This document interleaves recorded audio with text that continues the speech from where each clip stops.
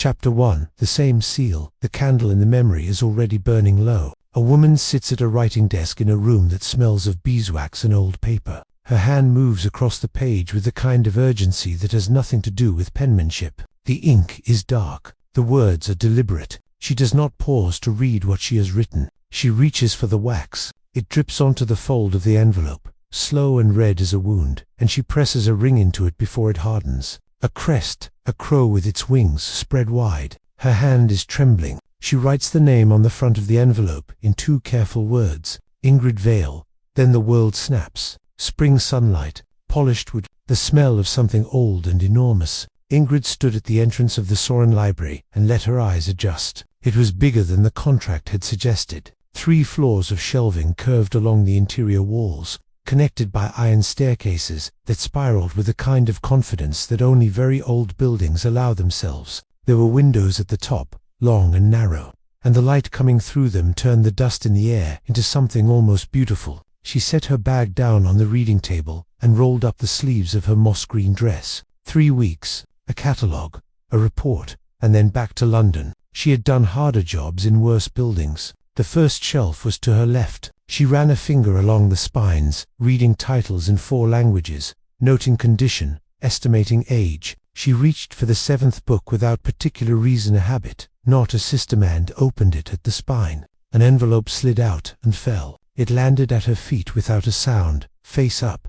the way things land when they have been waiting a long time for exactly this. She stared at it for a moment before she picked it up. The wax seal was the color of deep wine. The crest pressed into it was unmistakable, a crow with its wings spread wide. She turned the envelope over. The handwriting on the front was careful, deliberate. 2 words in dark ink. Ingrid Vale. The air in the room changed, or perhaps she did. Her hands went cold the way they did sometimes, in the moments just before she understood something she could not yet name. She did not open it. She turned it over again and looked at the date written in the lower corner in smaller script. October, 1897. From somewhere outside the library door, she heard footsteps. Slow, measured, and completely unhurried, the way someone walks when they own the floor they are standing on. They stopped just outside. The door did not open. The flame in the reading lamp on the table bent sideways as though someone had exhaled on the other side of the wall. Ingrid looked at the name on the envelope and did not put it down. There is no such thing as a coincidence this large. She had been in the library for 11 minutes.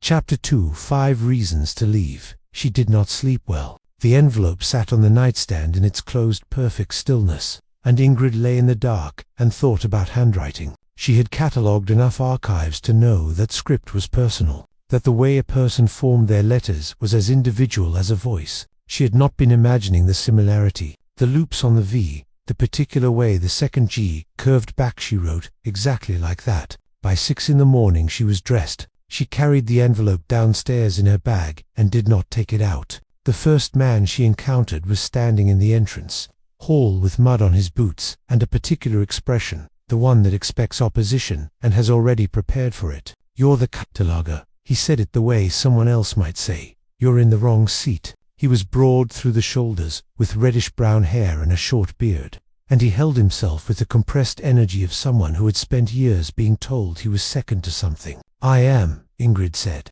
"Ingrid Vale, Magnus Holt." He crossed his arms. "I want you to know I argued against this contract. The collection should go to auction, not be itemized by someone Soren hired. That's between you and Soren. Mr. Holt, it may become between me and you, Miss Vale, if the result of your catalogue is used against the estate's rightful claimants." Ingrid looked at him with the calm she reserved for conversations that were trying to be arguments. "Then you should retain a lawyer." She walked past him toward the breakfast room. The second man was already inside, seated at the far end of the table with a notebook open and a pencil behind his ear. He had dark curly hair, round glasses, and the focused, quietly satisfied expression of someone who had already found what he came for before the day started. He looked up, and the satisfaction became something sharper. "Ilias Vance," he said. "Historian. I have been granted research access for the week. Remarkable timing.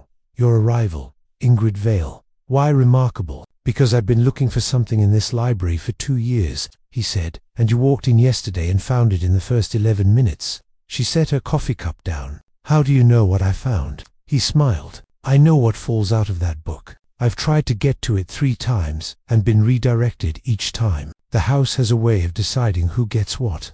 The house didn't find it, Ingrid said. I did. He liked that. She could tell he liked it more than he wanted to. The third encounter was brief and formal. John Rice, the family's solicitor, appeared at 10 with a folder and a manner that suggested the world would continue to operate correctly as long as paperwork existed. He handed her a secondary agreement, waited while she read every line, genuinely waited, without checking his watch, and, when she looked up to ask what interest he was protecting, he said simply, "The collection." She did not believe him, but she noted that he had waited. The fourth man did not introduce himself. He was outside, leaning against the low stone wall at the side of the building, his jacket dark and worn, his hair nearly white blonde against the grey morning sky. There was a thin scar through one eyebrow, and a quality of stillness that was not peace but something adjacent to it, the stillness of someone who had learned to be very quiet for professional reasons. He looked at her with pale eyes and said nothing.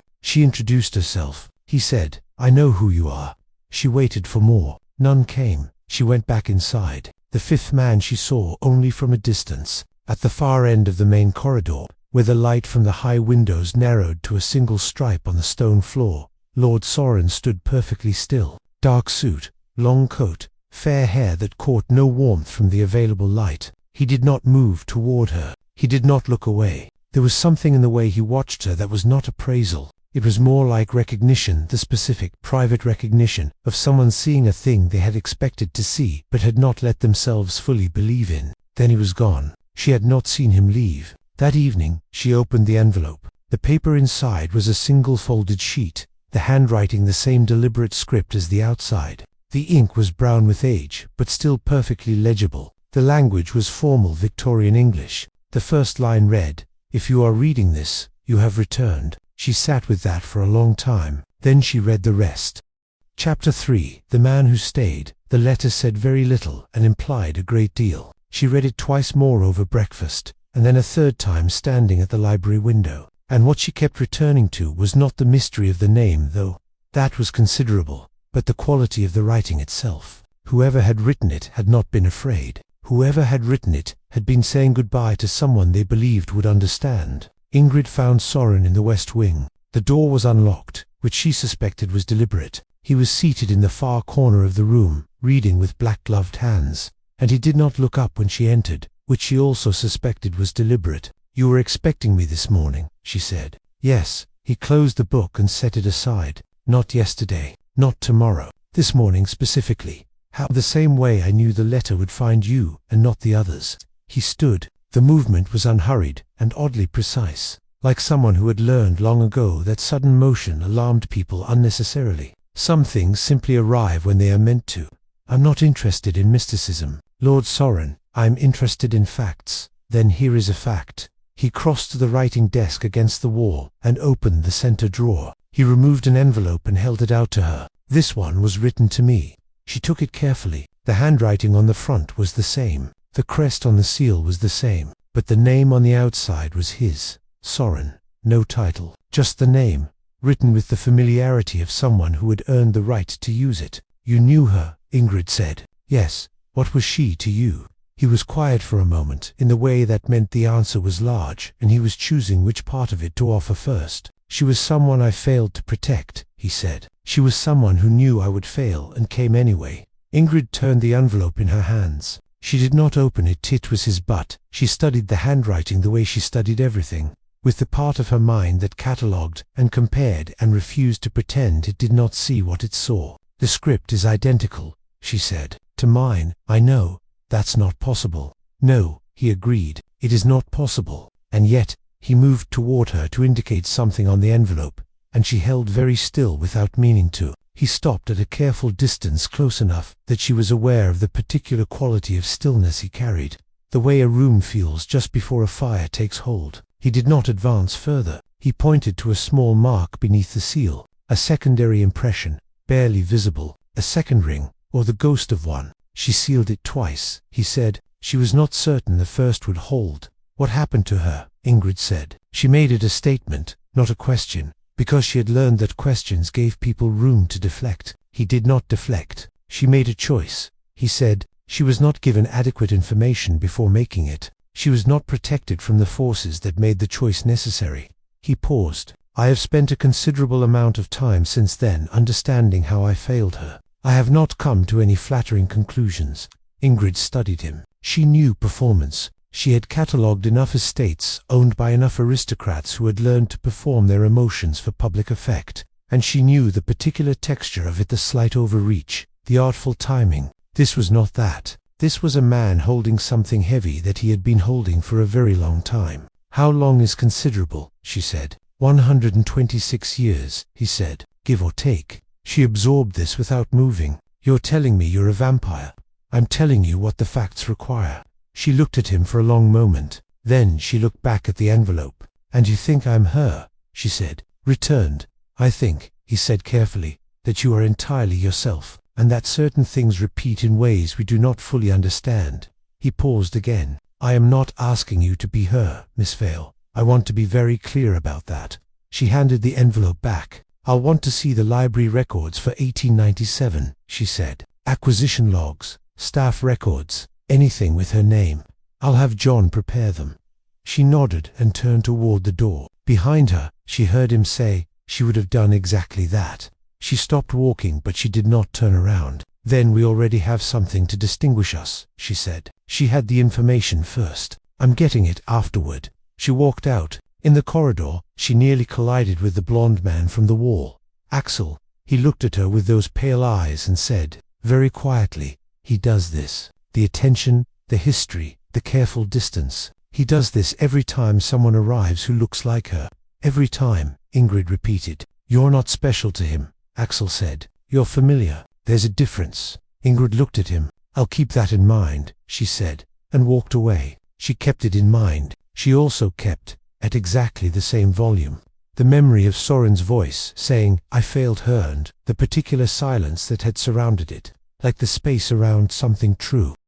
Chapter 4, the historian's version. Elias had taken over the East guest room entirely. Maps covered one wall. Photographs, originals and reproductions were arranged across the desk in overlapping rows. A corkboard held a sequence of index cards connected by red string, and beneath it all, stacked on the floor in 3 columns, were research files labeled by year. He had been working on this for 2 years. When Ingrid knocked and he let her in, he watched her face as she took in the room, and whatever he saw there seemed to satisfy him. I invited you yesterday, he said. I didn't think it would take this long. I had other conversations to get through first.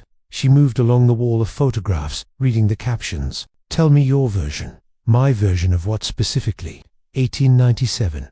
He pulled a file from the middle column and laid it open on the cleared corner of the desk. Ingrid Vale, the first one, came to Soren House in the autumn of 1897, daughter of a bibliophile who died insolvent, which meant she had the training and needed the work. She was hired to catalogue the collection. He paused. You see the pattern?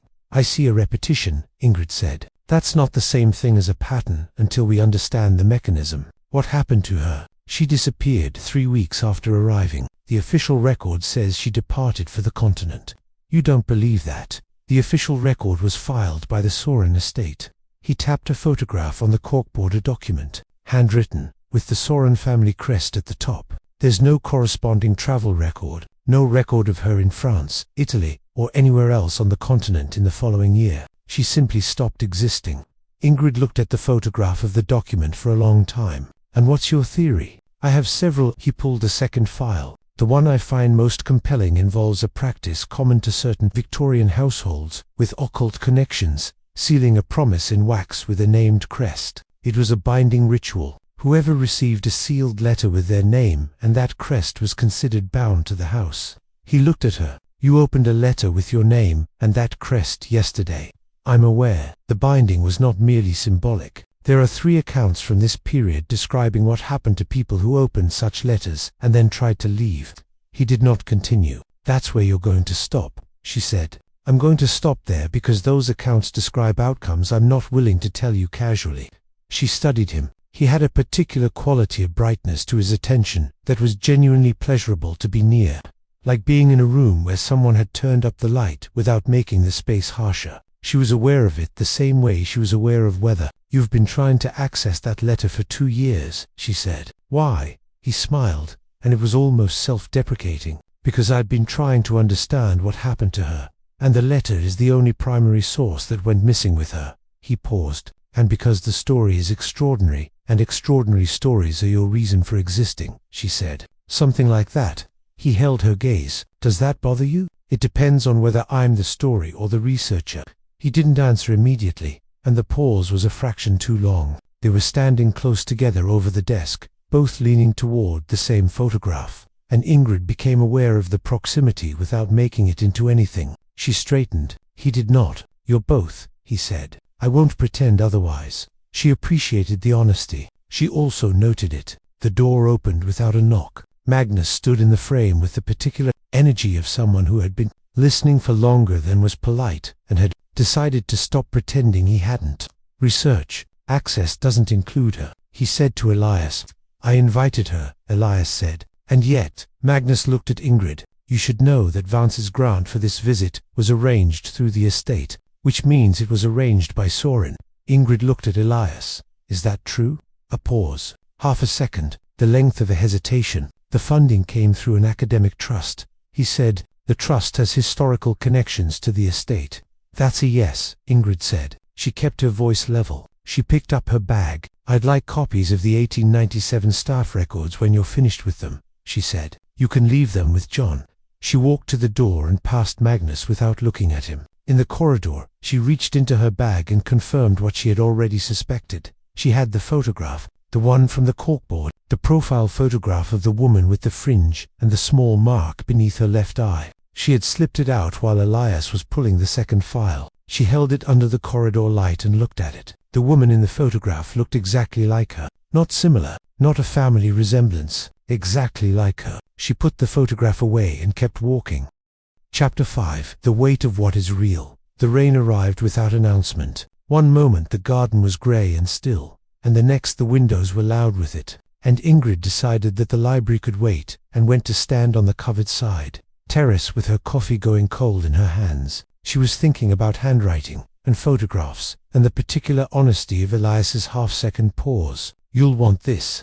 Magnus appeared at the door with an umbrella she had not asked for. He held it out not as an offering but as a fact. Here. This exists. Take it. She took it. They stood side by side on the terrace, watching the garden turn silver under the rain. You're not what I expected, he said. What did you expect? Someone easier to redirect. He wasn't looking at her. His profile was serious in the rainlight, and for a moment he looked less like a man in opposition to something, and more like a man who was very tired of being in opposition to things. Someone who would be flattered by the history and not pay attention to the contract. I read every contract before I sign it, she said. Occupational habit. Then you know the clause. She looked at him. Which one? Specifically, he named it. The 6-month guardian provision, the one buried in the secondary agreement John had brought that morning. She had read it. She had not yet decided what to do with it. John told you, she said. John tells me things he thinks I should know before I do something stupid. He almost smiled. We have that arrangement. Ingrid looked back at the rain. Why are you telling me this? Because when I arrived here, I planned to use your presence as leverage, he said, with the directness of someone who had made peace with the confession before he gave it. Your findings, your professional credibility, a neutral cataloger's report could affect the estate dispute significantly. He paused. I'm not certain I still want to do that. What changed? You, he said simply. She considered that. She was aware of him the way she was aware of certain buildings, something solid and genuinely load-bearing, the kind of presence that made a room feel more stable. It was a different register than Soren's intensity or Elias's brightness. Magnus was a man who stood on the ground and meant it. She also knew what he wanted underneath everything else. He wanted her away from it, out of the house, out of the danger zone, standing somewhere safe, and she could not be that woman, however real the appeal of it was. They came to the steps at the end of the terrace, and the stone was wet and slightly uneven, and he moved before she did, his hand around hers, a brief, firm grip, steadying her through the step. He held it 1 second longer than necessary. Neither of them commented. You could leave, he said, before the 6 months start, before any of this becomes yours in a legal sense. I know, she said, but you won't. No. He let out a breath that was almost a laugh. No, of course you won't. He shook his head, and there was something in it, not defeat, not quite admiration, but something in between. What is it you're looking for? Exactly. The truth of what happened to her, Ingrid said. And after that, I don't know yet. After that, he repeated. They went back inside separately. In the main hall, Ingrid retrieved her bag from the library table and checked the inside pocket on instinct. The envelope was there. The letter was there. The photograph was not. She checked every pocket twice. She checked the library floor, the reading table, the route back from the terrace. The photograph of the woman from Elias's corkboard, the woman who looked exactly like her, was gone. She stood in the middle of the library and thought through everyone who had been in a position to take it. The answer was not comfortable. Whoever had taken it knew she had it in the first place, which meant someone had been watching from the moment she slipped it off the corkboard, and had waited until now to act. Chapter 6. What the contract does not say. John's office in the mansion was not what she expected. She had expected a room that matched the man, orderly, considered, built to last. And it was those things, but it was also surprisingly warm. Books, not as ornament, but as use. A lamp that was on because someone read by it. A second chair that had been pulled to the correct angle for conversation, not for performance. He was already seated when she arrived, and he stood not extravagantly, but correctly, and gestured to the chair. You asked to see me, he said. The 6-month clause, she said. I read it. I know. You were there when I signed it. Yes. She sat. Did you intend to tell me? He folded his hands on the desk. It was a gesture that should have looked evasive, and instead, looked entirely like someone being honest about something difficult. I intended to tell you before the 3-week mark, he said, which is the point at which the clause activates. You have time. Not much, depending on when I arrived relative to that timeline. 11 days, he said. You have 11 days before the clause binds. She noted that he had the number ready. Why the clause at all? She said. Soren wrote it into the contract. He paused. My professional opinion was that it was overly broad. My client disagreed. Your client being Soren. My client being the estate, which is, in practical terms, Soren. Yes. She studied him. He had the quality of stillness that she associated with people who had learned to exist in rooms full of conflict and choose, consciously, to be the thing that did not escalate. You said 3 others came before me, she said, and left, all before the clause activated. Yes. Why did they leave? Various reasons. He looked at her steadily. None of them opened the envelope. There it was again. The enveloper's threshold. The thing that changed everything once you crossed it. John. She said his name the way she said things when she wanted them heard, as clearly as they were meant. Are you protecting me, or monitoring me? He was quiet for a moment. Both, he said. When possible. He met her eyes. Only one, when I have to choose. She held that. Which would you choose? She said. I haven't had to decide yet. Something about the way he said it was not evasion. It was the honest acknowledgement of a man who had considered the question and found it genuinely unresolved. On the desk between them, a glass of water sat untouched. He reached across and set it slightly closer to her side. Not a dramatic gesture. Not a declaration, just a small act of attention that she registered without looking at it. She put her hand flat on the desk beside the glass, not reaching for it, just present. He looked at where her hand was, and then back at her face, and whatever he was thinking he kept with considerable skill. I'll want the full staff record from 1897, she said. Everything with her name. I'll have it for you this afternoon. She stood. He stood. She was halfway to the door, when she heard the voice from the other side of it. Soren, not speaking to her, speaking to someone further down the corridor. She opened the door. He was alone. He turned at the sound. You've been speaking to John, he said. I have. About the clause.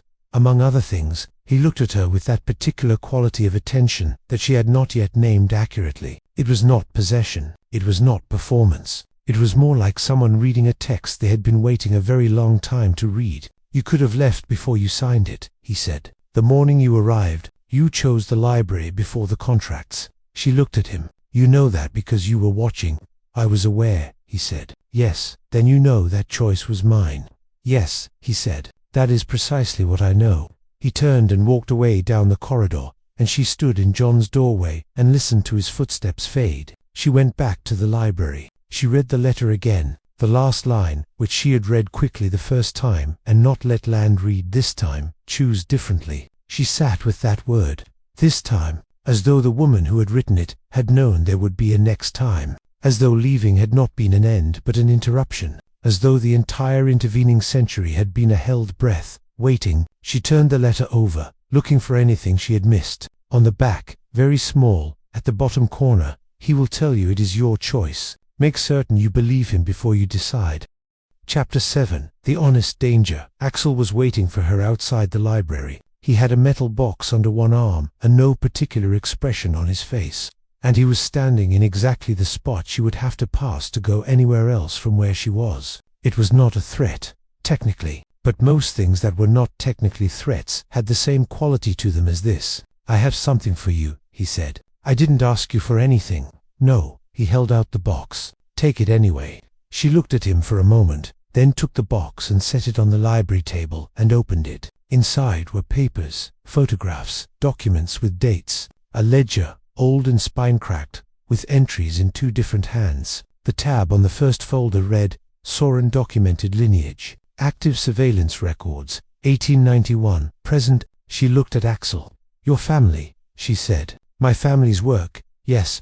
He said it without apology or pride, just fact. "We've been documenting the Soren line for 4 generations. We know what he is. We know what he does. And what does he do? He loves." He said the word, without irony, and it was more disturbing than if he had used one. "Completely, with everything he has, and the things he loves with all of himself. They don't survive that." Eventually, she turned to the ledger and found the page he had flagged. There were names, women's names, spanning 2 centuries, brief notes beside each one. Arrived, departed, status unknown, departed without trace. She found the entry, 1897, Vale, status, unrecorded departure. Just the surname, no first name, as though that detail had been considered irrelevant, or deliberately omitted. "He's not malicious," Axel said, and she looked up because the tone had changed. Something careful was in it. "I want to be clear about that. He doesn't destroy things on purpose. He destroys them the way a fire destroys things, because destruction is what happens when something burns that hot and can't control where it goes. You're describing an accident. I'm describing a pattern." He crossed his arms. "And I'm asking you to consider that this particular pattern has a body count."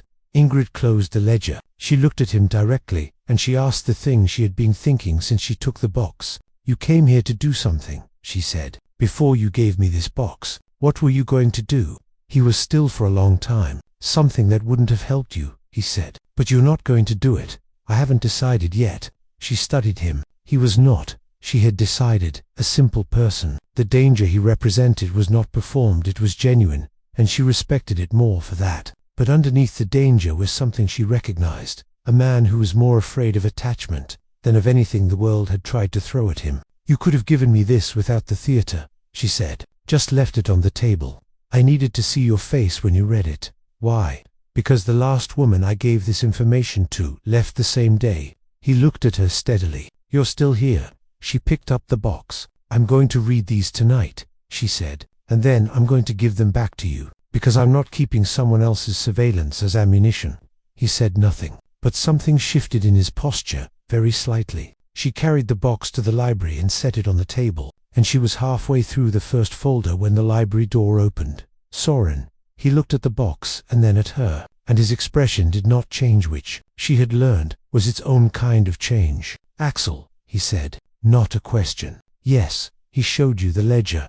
"Yes." He came further into the room and stopped at the end of the reading table. He did not look at the documents. He looked at her. "Do you want me to explain?" he said. "I want you to tell me what you told Axel's great-great whatever that sent them down this path." He folded his hands behind his back. "I did not tell them anything," he said. "I chose to continue existing in a way that required no permission from families who believed my existence was a problem to be solved, and the women in the ledger, some left of their own choice and were recorded as missing because the record keepers did not believe a woman could make an independent decision."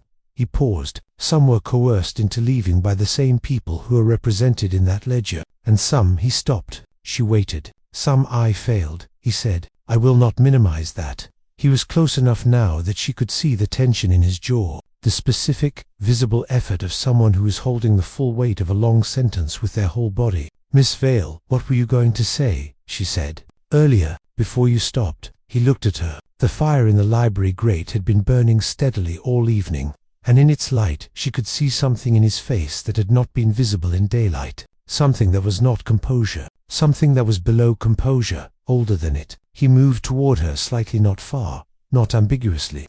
Just the particular half-step of someone responding to proximity, the way you respond to warmth, and stopped. They were not close, and they were not close. I was going to say, he started, and then he did not. He was looking at her with an expression she recognized from the photograph, not the woman, but the quality of being seen that the photographer had somehow captured.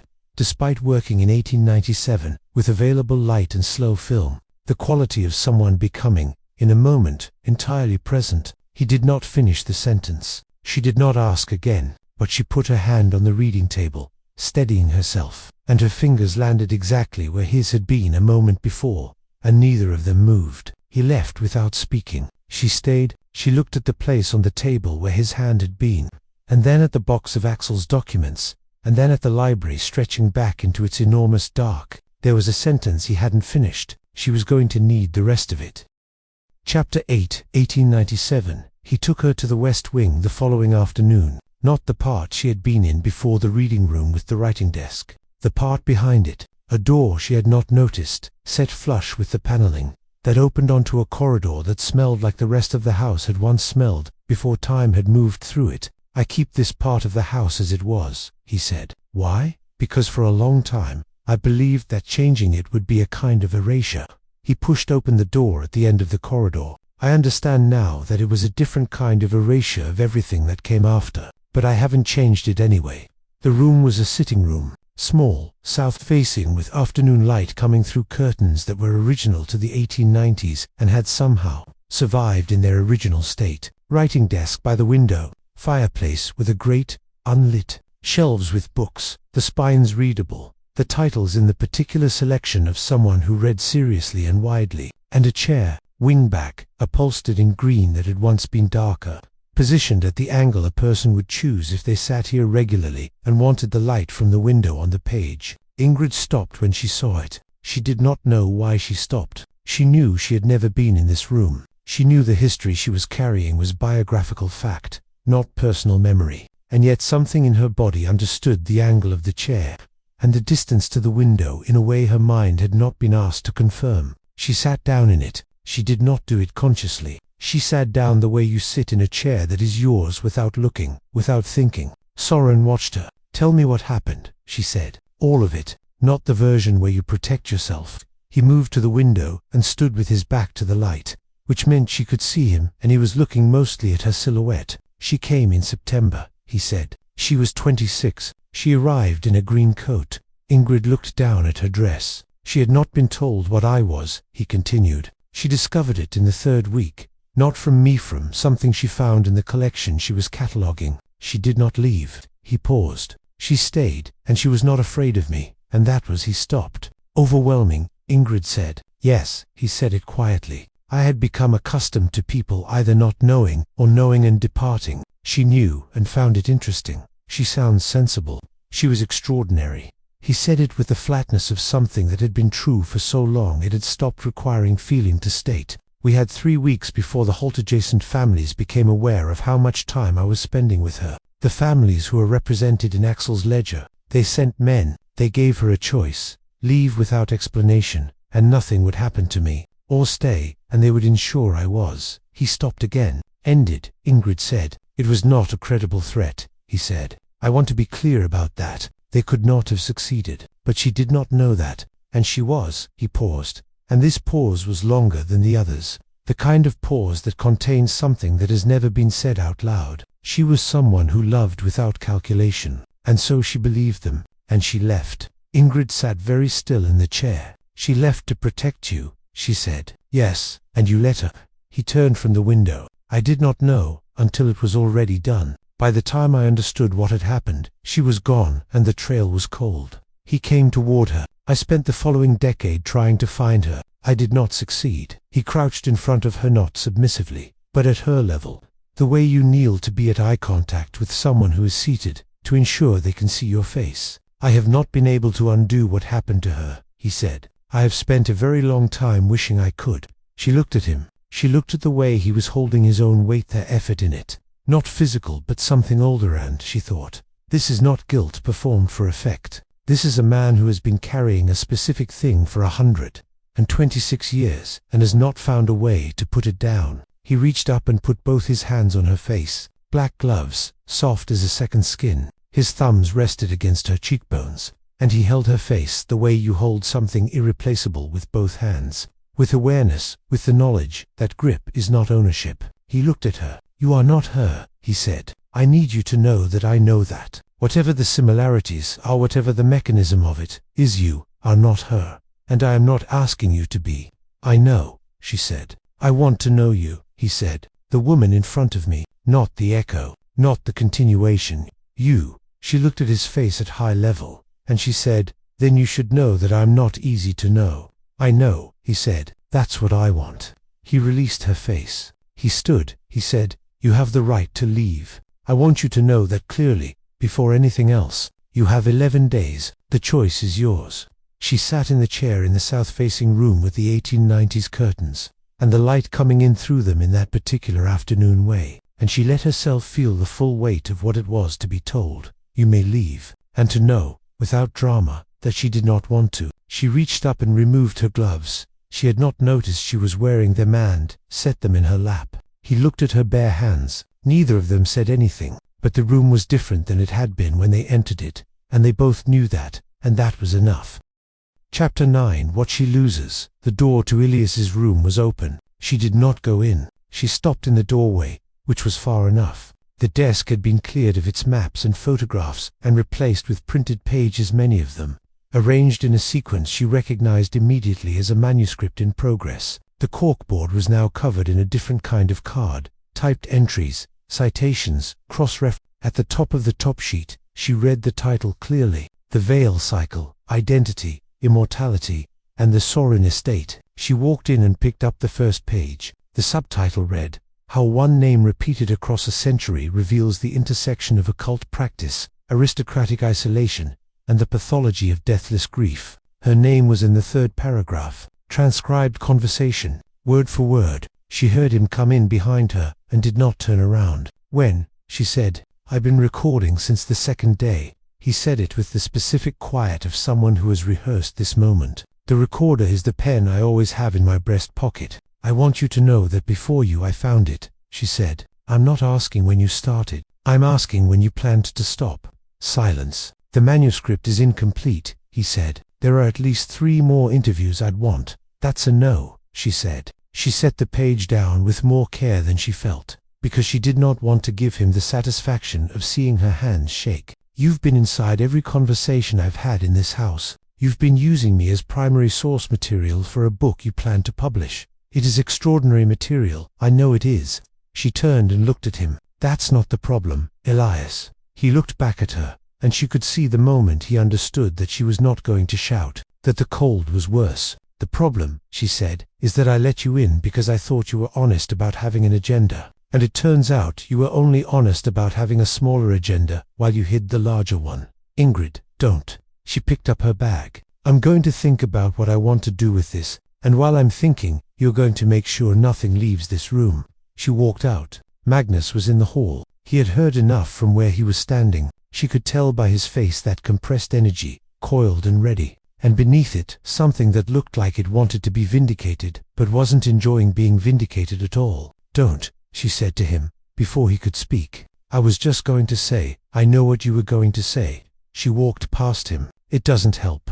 She found John in his office. She told him what she had found and he listened without interrupting, which was something she had not expected to need as badly as she did. When she finished, he said, from a legal standpoint, you have a strong position. Recorded conversations on private property, without consent, I know. She said, that's not what I'm asking. He looked at her. What are you asking? He said. She sat down in the chair across from his desk, and she let the full weight of the day sit on her for a moment, without doing anything about it. I'm asking you to tell me I don't have to decide anything tonight, she said. He was quiet for a moment. You don't have to decide anything tonight, he said. She nodded. She looked at his desk, the organized papers, the steady lamp, the glass of water he had not offered her and she had not asked for, but which was there. Thank you, she said. She got up and left without looking back. Axel found her in the corridor that connected the east wing to the main stairs. He did not speak first. He fell into step beside her, and they walked half the corridor in silence before she slowed. He stopped with her. "He told me he was sorry," she said. "Elias, in his way involves significant self-preservation." Axel said, "Yes." Another silence. "Not uncomfortable, Laura, not only uncomfortable." "I'm sorry," he said. "It is not what you deserved." She looked at him sideways. He was looking straight ahead. The scar through his eyebrow caught the corridor light. "Is that something you say often?" she said. "No," he said. "Almost never." She went to Soren last. She found him in the library, standing by the window in the dark, not reading, not doing anything, just standing. She told him what had happened. He was still for the full duration of what she said, and then still for a long moment afterward. She watched the quality of the stillness change, watched the particular tension that meant he was deciding how much of what he felt to let reach his hands. "I'd like you not to do anything," she said. He turned from the window. "I know what you're capable of," she said, "and I'm asking you not to. That choice belongs to me." He looked at her for a long time. "All right," he said. She went to her room. She stood at the window until the garden was entirely dark and the only light was the sky above it. She did not cry. She thought about handwriting, and trust, and the particular cost of letting people past the defenses you have spent a long time building carefully. She thought about the way Soren had said, "All right," not resigned, not controlled, just the certainty of someone who understood what it meant to let someone else hold the decision. She had given him the hardest thing she had. He had held it without being asked how. Below, in the library, a light went out. She watched the window go dark and thought, "That's a man who just decided that the fire in the room is not his to put out." And then she thought, "I trust that." For the first time in days, she went to sleep before midnight. Chapter 10. The choice that had not yet been made. She put the letter on the library table at 9 in the morning. She had not told anyone she was doing this. She had simply set the table letter open at center. The supporting documents she had compiled overnight in a folder to the left. Axel's ledger returned and placed at the right hand. Then she had sent word through John that she would be in the library until noon, and that she would appreciate everyone's presence.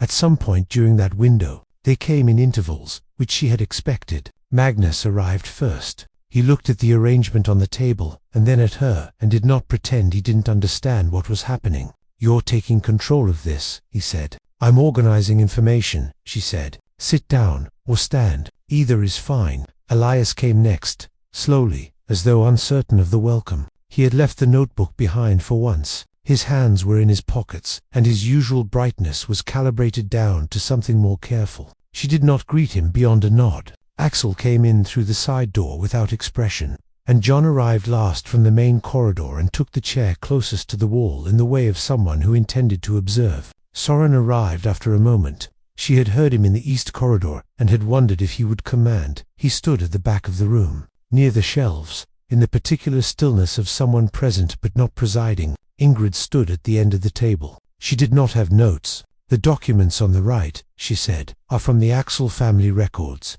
They document the coercion of the woman who was in this house in 1897. They document that she was given false information about the threat to Soren's life, and that she left in response to a fabricated ultimatum." She looked at Axel. "The families represented in those records operated on a lie. I'm not saying that indicts you personally. I'm saying the foundation of whatever mission you came here to continue is built on a deliberate falsification." Axel was looking at the ledger. His jaw was set. "I know," he said. She waited. "I've known for 2 years," he said. "I found the same discrepancy in our records. I came here to verify it against the Soren archive." He looked up. "I wasn't going to act on the original mission regardless." "Then we understand each other," she said. He inclined his head once. It was not capitulation. It was the acknowledgement of someone who has been seen accurately and respects it. She turned to Elias. "You have 2 options," she said. "You can file the manuscript as it stands, in which case I'll use every legal resource available to me through John to have it blocked, redacted, and if possible permanently withdrawn. Or," she paused, "you can write the full story. The coercion of 1897, the deliberate erasure of her departure from the record, the way official history accommodates powerful institutions and writes women out of their own decisions."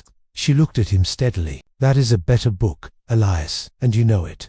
He was very still. It's also a harder book, he said. Yes, she said. Most true things are. He looked at the table, then back at her. Something in his expression was stripped of the bright calculation she had come to associate with him. What was underneath was simpler and more interesting. All right, he said. Magnus moved as though he was going to say something, and she looked at him with the particular calm that stopped it. You wanted me to leave, she said. Not unkindly. You thought that was protecting me. I understand that. But I'm going to stay and finish what I came here to do, and I'd appreciate it if the version of you that wanted to help me could work with that, rather than against it. He looked at her for a long moment. The version of me that wanted to help you, he repeated, and something almost warm moved through his face. Is going to have serious problems with how often you end up in the middle of things. I know, she said. You're going to have to manage that. He exhaled. It was almost a laugh and nodded. John handled the paperwork for the contract addendum in the afternoon. The 6-month guardian clause was made optional. She could leave at any point. She signed the new document and put the pen down and did not leave. They were the last ones in the library. Soren had remained through all of it, at the back. And now he came forward, as the others filtered out, and she was sealing the documents folder, and he was close enough that she did not have to raise her voice. She looked at him. The woman in 1897 wrote a letter to herself.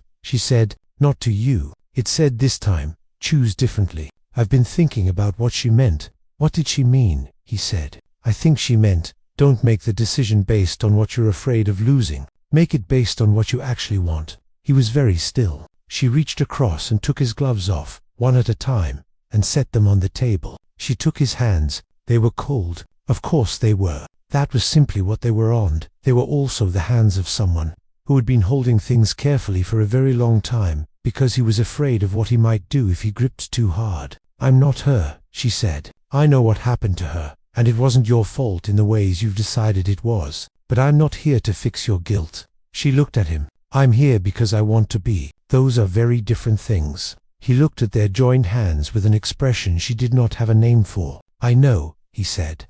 He stopped. What? That's everything, he said. The afternoon light was long in the library windows, and outside the garden was beginning to come into the pale green of spring. And for the first time since she had arrived, the house felt like a place where something was beginning, rather than a place where something had ended. She did not let go of his hands. He did not seem to want her to. Chapter 11. Ingrid Vale. The last book on the final shelf of the 3rd floor was a diary. She found it in the 2nd week of her 3rd month in the house, behind a loose panel she had noticed only because the light hit it wrong on a cloudy afternoon, and she would have missed it entirely if she had been moving faster. The cover was plain dark cloth, no title. The pages inside were closely written in the same hand as the letter. She sat on the floor of the 3rd floor gallery with her back against the shelving and read until the light changed. The entries were ordinary, mostly. The weather, what she had catalogued, what she had eaten, a note about a book that had made her think for 2 days, and then, closer to the end, something else. Entries about herself, what she wanted from her work, what she had been afraid to say out loud. A long entry about the particular difficulty of being someone who felt things deeply and had learned, early, that depth was inconvenient for the people around her, that it was safer to observe first and feel after, that she kept the romantic part of herself tucked away like something she was saving for a person who would know what to do with it. Ingrid sat on the floor and read her own interior life, written 126 years before she had lived it. She felt, very strongly, that she owed this woman something, not grief, not rescue, not the ongoing weight of unresolved injustice. She owed her being seen, clearly, without sentimentality, as someone who had existed, who had wanted specific things, who had made a choice that was wrong in the end, and right in the moment, and who had known, when she wrote the last entry, that it would not be the last word. The last entry was 3 days before the departure. It said, I am not leaving because I am afraid. I am leaving because the alternative is allowing him to be used against me, and I refuse to be a weapon in anyone's hands. I will come back, or something of me will, and it will have all the information I did not have. It will know what I know now. Let that be enough. Ingrid closed the diary. She sat with it for a while. Then she went downstairs and found John in his office and handed it to him. This needs to go into the archive, she said, as a primary source, not as a mystery, as a record of someone who lived here and made choices. She paused. With her name on it, her full name. I'll see to it, he said. She did not stay. He did not try to extend the conversation. But when she reached the door, he said, "Miss Vale." She turned. He held out the library keys, the full ring, not just the access key she had been using. She took them. Magnus came to find her in the East Garden that afternoon. He was not in the coat he usually wore, and the informality of him was almost startling. He held out his hand, and she shook it, a real handshake, the kind that means something has ended, and something else is being marked. "You're better than any of this deserved," he said. "Everyone is," she said. "That's what makes it hard." He almost smiled. "A real one, this time. If you ever want to be wasted on something simpler than a haunted estate and an immortal with unresolved grief, I'll know where to find you," she said. He walked away through the garden, and she watched him go until he turned the corner and the gate clicked behind him. Elias left a folder with John that morning. She read it that evening. The new title was printed neatly on the cover: The Vale Record, Coercion, Erasure, and the Shape of Survival, 1897 present. He had written a note inside in his own hand, without the brightness, without the calculation. Just, "I'm sorry. I'll do it right." She would not forgive him immediately, but she would eventually. She knew herself well enough to know that. She saw Axel from the upstairs window at dawn, when the light was new and the garden was grey-green and still. He was leaving with his bag and the metal box under his arm, and he did not look back at the house. She raised her hand. He did not see it. That was all right. She went downstairs and walked through the library slowly. She had finished the catalogue 2 days ago, every item documented, assessed, located, and recorded. The work was done. She had done it carefully and well, and the record of it was complete, and she was proud of it. She had not left. She found Soren in the west wing, in the south-facing room, standing at the window in the afternoon light. He heard her come in and turned, and the thing that happened in his face when he saw her was something she was still learning the name for. She thought she had a few more decades to figure it out. "What do you do now?" he said. "I don't know yet." She moved to the window beside him. Outside, the garden was coming into itself, spring urgent and green and sure. "Ask me again in a month." "All right," he said. "And after a month, ask me again after that." He was quiet, not the silence of someone uncertain, the silence of someone settling. She looked out at the garden and felt the library behind them, enormous and catalogued in hers, and the house around the library, and the century that had brought her here, and the woman who had written for a future she would not live to see. She reached into her pocket, the envelope, the one from the first day, the letter inside, folded and refolded along its original creases. She took the wax seal from her other pocket. She had found the original ring in the archive, the one with the crow, the one that had pressed the crest into 1897. She had asked John if she could have it for one afternoon. She sealed the envelope again. She did not write a letter inside. The one that was there was sufficient. The woman who had written it had said everything that needed to be said. She wrote on the front, in her own careful hand, the name that was hers, Ingrid Vale, and she put the envelope back, not as a ritual, not as a repetition, as an ending that was also a record of someone who had come here, learned what she needed to learn, and chosen to stay for her own reasons. She pressed the last of the wax flat with her thumb. It was still warm. Outside, the garden continued quietly in the light, and the house held its breath around them, and for the first time in 126 years, it let it go.